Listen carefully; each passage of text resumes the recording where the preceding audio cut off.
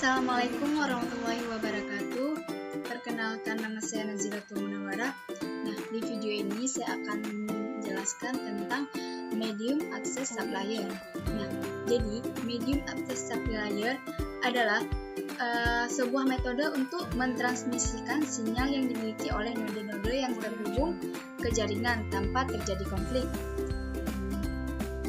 Nah, jadi jaringan dibagi dalam dua kategori, yaitu ada hubungan point to point, ada hubungan broadcast, dan broadcast channel sering disebut dengan yaitu multi access, random access channel.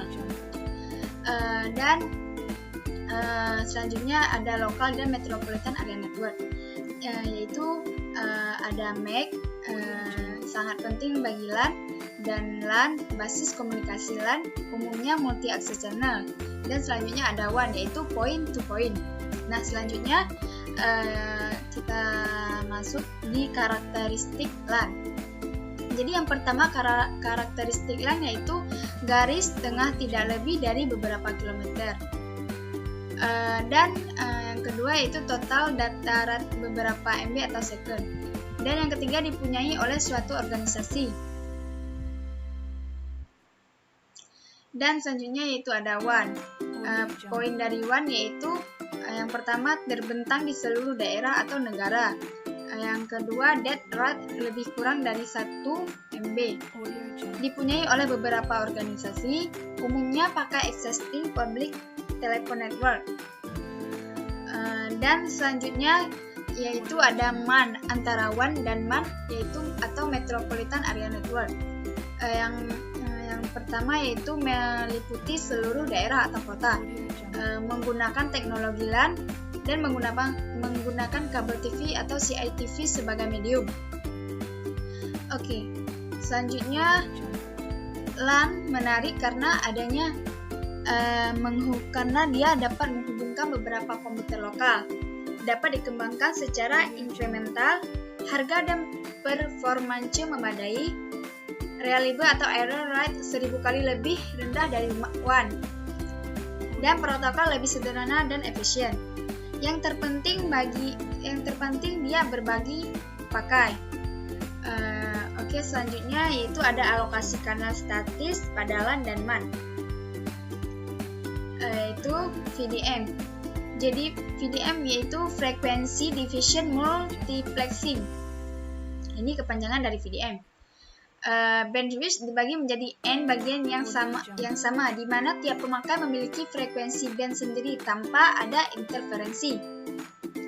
VDM sederhana dan efisien untuk pemakai yang terbatas, tetapi masing-masing mempunyai trafik tinggi. VDM utilisasi kenal rendah. Yang selanjutnya yaitu ada alokasi saluran dinamik pada LAN dan MAN.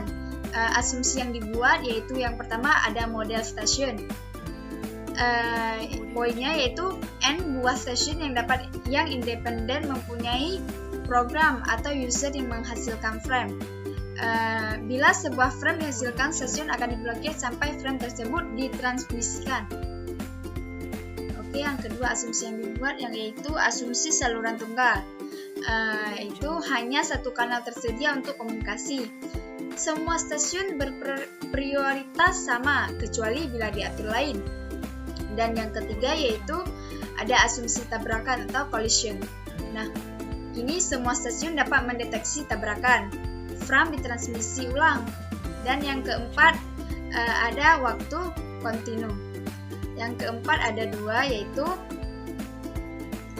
ada waktu kontinu dan waktu slot. Waktu kontinu yaitu transmisi frame dapat dilakukan setiap saat. Tidak terdapat master clock.